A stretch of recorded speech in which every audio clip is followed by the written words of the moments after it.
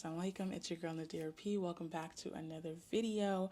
Hope you all are doing well. Ramadan Mubarak to all of the believers. Today is literally day one. What time is it?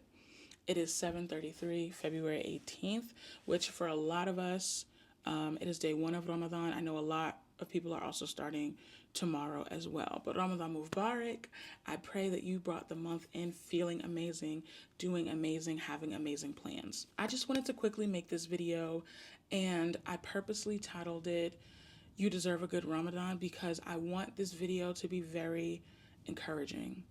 I want this video to be very supportive. I want this video, if nothing else, to give you hope, to inspire you, and to really get you excited for the month that we have ahead of us, for the opportunities that Allah has given us to worship Him. These are just a few things that have helped me personally, just a few pieces of advice, just a few reframes. Now, I don't want you to think that you need to follow everything that I'm saying.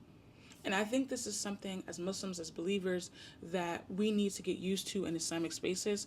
Take what applies to you. Take what you feel, what you believe is useful to you, and leave what you feel is not. Because I'm a completely different person. I have my own experiences, and you're a completely different person with your own experiences. So take what you will, leave what you won't, okay? So these are just a few pieces of advice, a few reframes, a few things that I'm taking with me into the month. And even more than that, these are the things that allowed for Ramadan of 2025 to be the best Ramadan I've ever had in my life.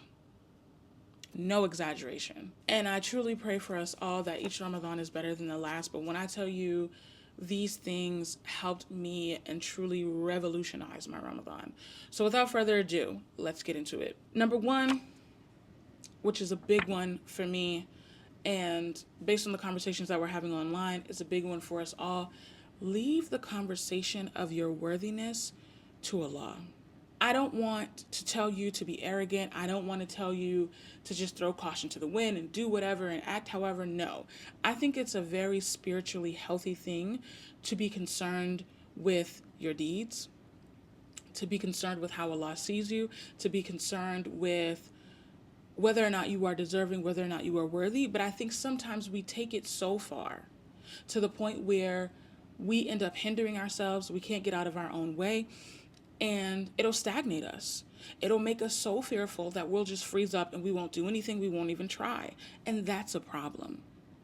Because even the Prophet ﷺ himself was still, as a man who was promised paradise, as a man who was the best man to ever walk this earth, he was still concerned with his deeds. He was still concerned with any mistakes that he was making. He was still concerned with how Allah saw him. So I think it's a very healthy thing to wonder, to contemplate, to change, to want to be different, to want to be better. But when we start to take it to the point where we feel like we get to have the final say on whether or not we are worthy, we've taken it too far. Because at the end of the day, Allah says in the Quran, truly only Allah knows what is in the breasts of men. So really, we do not have enough of a position to decide if somebody else is worthy, nor do we have enough of a position, nor do we know enough to decide whether or not we are worthy. And even in the event that we are not worthy, that should propel us to strive to become worthy. And that's what Islam really does. From Islam's very inception, it has not sought to only pick from people who are worthy. When you look at the lives of the earliest Muslims, these were people who, if we were to look at them and we were to judge them, it would be like, ooh, these people are rough. These people are difficult. But Allah decreed to make these people Muslims, and even to this day to make them some of the best Muslims by making them worthy, by taking them, by sanding off the rough edges, by making them better, by making them devoted, by making them faithful, by making them righteous, and ultimately making them people who are worthy. So I think that's something just for us to keep in mind as we leave the question of our worthiness to Allah and we just strive. Allah just asks us to be striving, to be trying, to be well-intending. The second point that I have is for the people who, like myself, struggle with imposter syndrome, especially when it comes to you beginning to be more Islamic. So you're making your prayers on time, you're reading your Quran, you're doing your adhkar, you're doing your istighfar, you're trying to be better. Sometimes you can have this feeling of like, oh, you trying to be all religious now, but that's not really who you are. So you feel like an imposter, you feel like you're faking. But one thing that I was talking to my friend about the other day, even in the event that you are an imposter, when you're really at a place where you can't take your mind off the fact that you feel like an imposter, strive to be a good one. Strive to be a good one. Fake it till you make it. Strive to be such a good imposter that you are undeniable. That you are undeniable. And when you look at people who were actual imposters. Like there was a woman who pretended all this time to be a New York socialite. She made all these people believe that she was rich. She made these people believe that she was so rich that they were giving her money because she was so consistent, she was so persistent, and she was undeniable in her approach that she was such an imposter that she ended up actually becoming wealthy off of other people's money. So even if you feel like, oh, I don't know, this feels so fake, keep at it until it's not fake anymore. And again, it's very spiritually healthy to be concerned with the things that you are doing, to be concerned with your intention, to be concerned with all of that. But do not allow it to stop you from getting done what needs to be done. That's all I'm saying. Okay?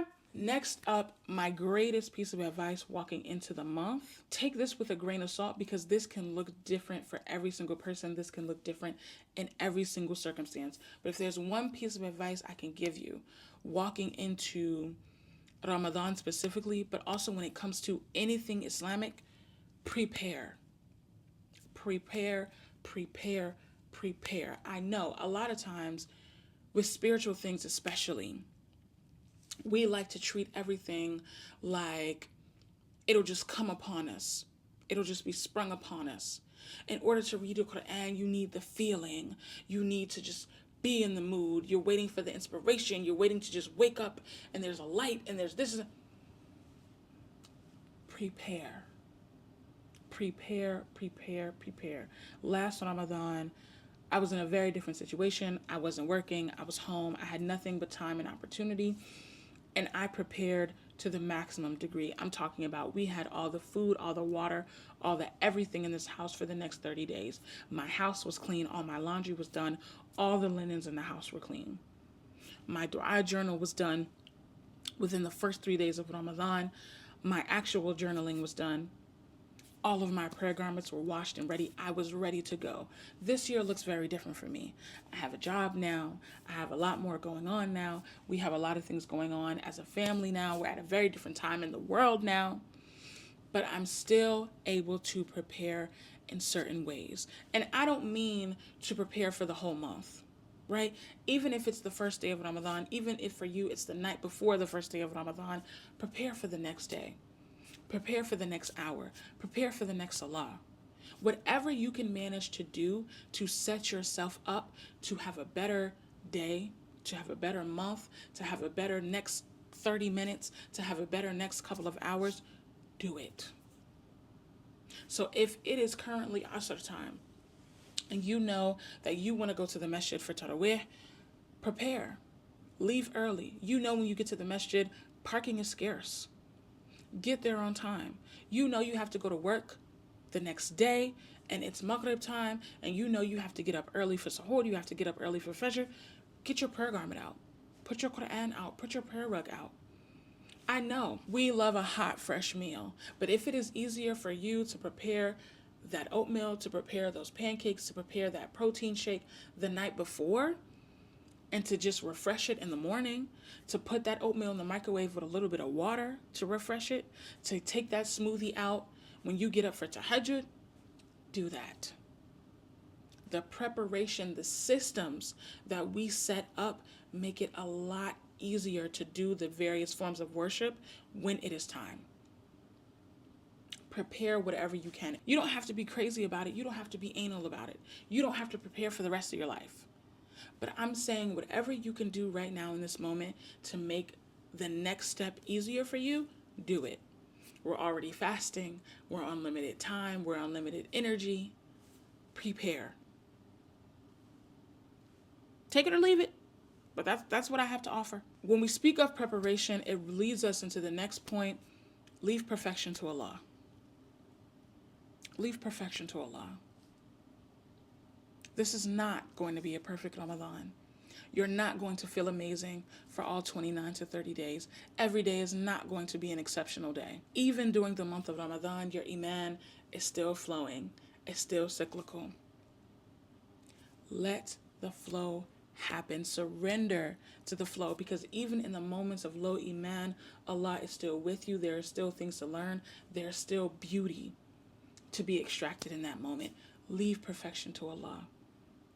Stop trying to make this the perfect Ramadan. Stop setting 10, 20 goals and then you don't meet any of them because you've been stagnated and you're freezing under the fear of feeling so unworthy, of feeling so unprepared. Leave perfection to Allah. You don't need to be perfect. Allah doesn't even ask us to be great. Allah doesn't even ask us to be good. He asks us to be striving. He asks us to be trying. He asks us to be sincere. He asks us to be well-intentioned. Leave perfection to Allah. Perfection belongs only to Allah. Do not strive for perfection. Strive for consistency. Strive for sincerity. Strive to be genuine. Strive to be present. There are so many other attainable things versus you wasting time trying to be perfect, and you're never going to be able to be. Next up, another great piece of advice: prioritize your time with Allah. Prioritize your time with Allah, whether that's 2 minutes after you finish making salah in the break room at work, whether that's the last third of the night, whether that's right before you break your fast, whether it's right after, whether it's in the moment when you're in a deep sleep and you wake up for a reason you don't know why. Prioritize your time with Allah. And I'm not asking you to carve out this large chunk of time, because that's not realistic for a lot of us. But I'm asking for you to be intentional with any amount of time that you have and connecting to Allah. And that can be whether you're in salah, that can be whether you're reading your Quran, that can be whether you are making iftar, making suhoor for your family. That can be you spending time with orphans, you spending time with the elderly, you cleaning up a little bit in the masjid. That can be anything. But prioritize having that time with your Lord to make dua, to speak to Him very candidly, to talk about the things that you've been struggling with, to ask for something. Whatever it may be, make that time with Allah a priority. Now, I know, culturally speaking, Ramadan is an extremely social time. We're here, we're there, we're at this iftar, we're at this iftar. We have the Suhoor Fest going on now. We have all these things going on. Do not forget to prioritize this time with Allah. All of this time that we have set aside now. Because for a lot of us, we're not really on social media. We're not watching TV. We're not listening to music. We're not really going out. We're not really being as active as we are in a lot of other things. We don't really have access to a lot of these other distractions that we're used to. So with all of this time that you now have, use it to connect with your Lord, to spend time with Him, to allow Him to spend time with you, undistracted. Any time that you have, 30 seconds, a minute, 2 minutes, nothing is too small when it comes to connecting with Allah. Okay?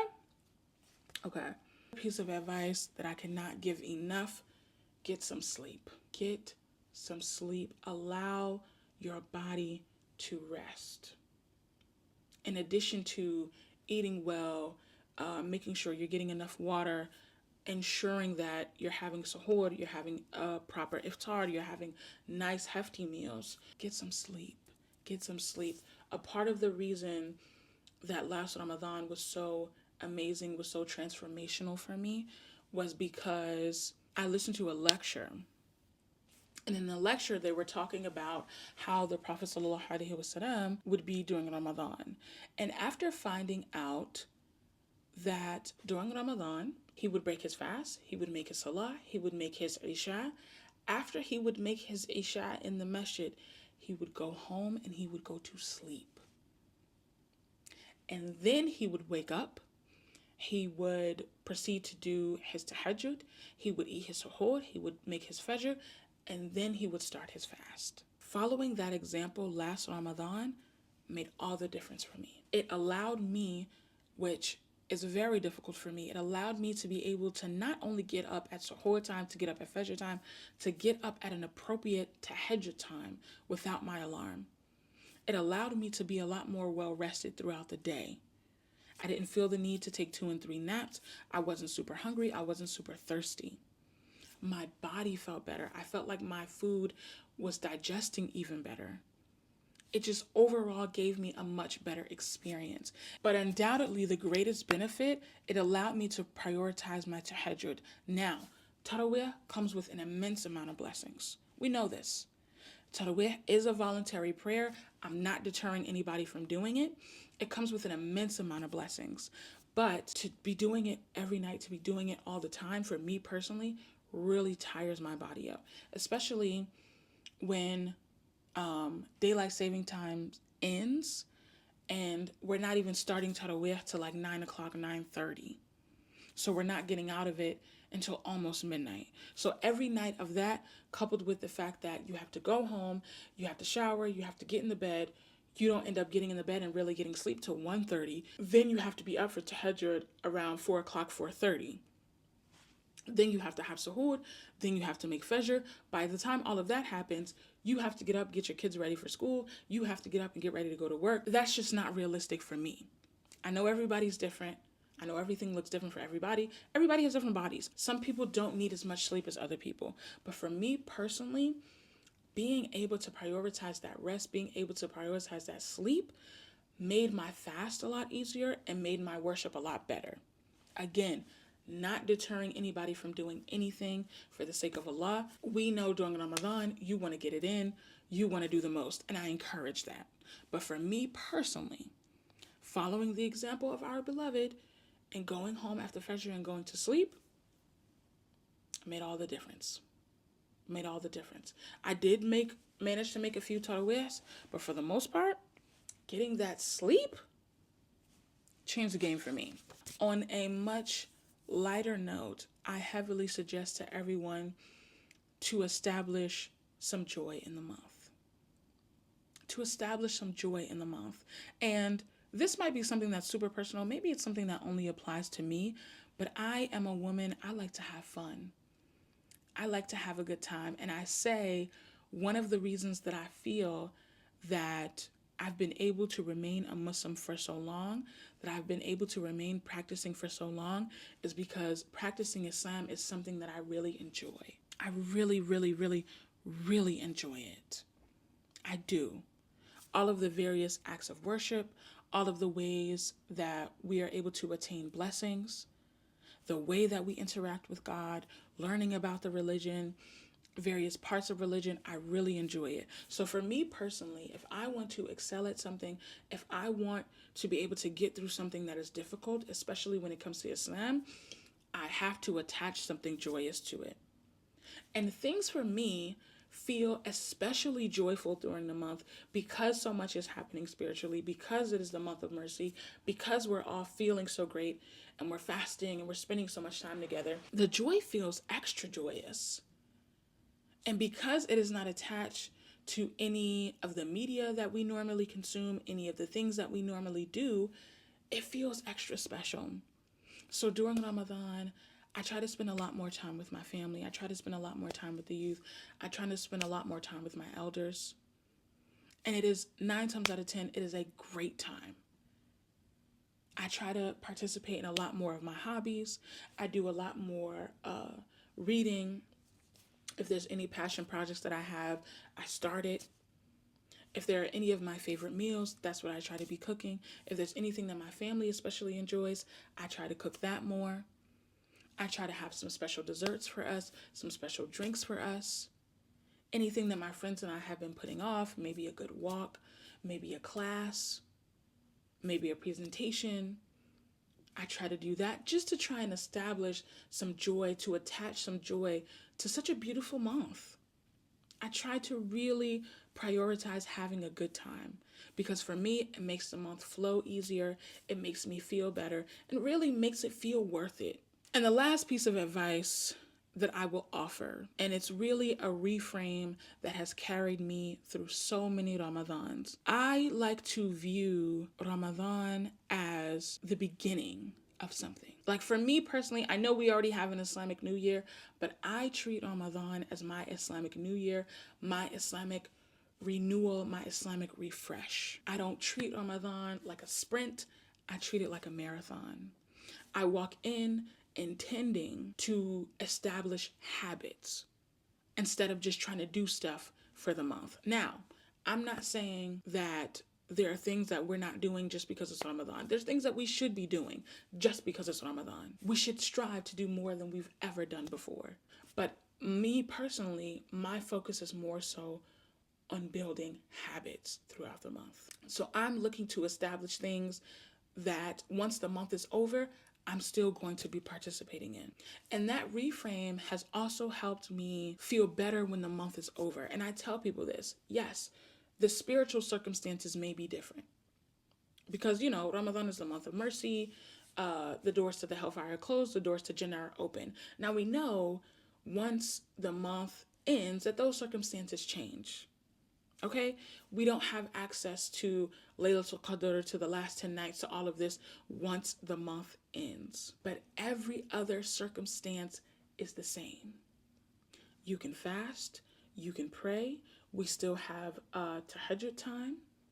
We still have Mondays and Thursdays. We still have Fridays. We still have Wednesdays between Dhuhr and Asr. Everything that you were able to do during the month of Ramadan, you are still able to do once the month is over. Literally everything. You can be charitable, you can fast, you can pray, you can be good to your family, you can go to the masjid, you can stay up at night and pray, you can get up for tahajjud, you can do everything. And being able to view the month as the beginning of something, as the beginning of me establishing new habits, as the beginning of me making new goals, has made all the difference for me. But that is all that I have to offer you. I truly pray that this video has been beneficial to you. I truly pray that you are able to extract even just a singular thing, whether it be a reframe, whether it be a piece of advice. And more than anything else, I pray that this month is transformational for you. And sometimes that transformation looks like a singular dua that Allah answers in another Ramadan, that Allah answers after the month is over. Allah may give you something that you've been asking for years from now. And I've said before, and I'll say it again, there are things now that I am benefiting from based upon du'as that I made years ago. So I truly hope that you can remain hopeful, that you can remain faithful, and that Allah gives you everything you ask for.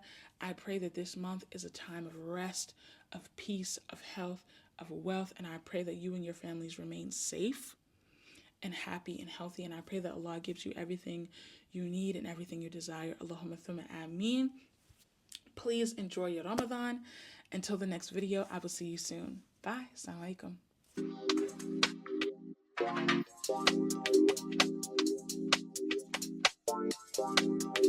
Hey, I thought it was all over.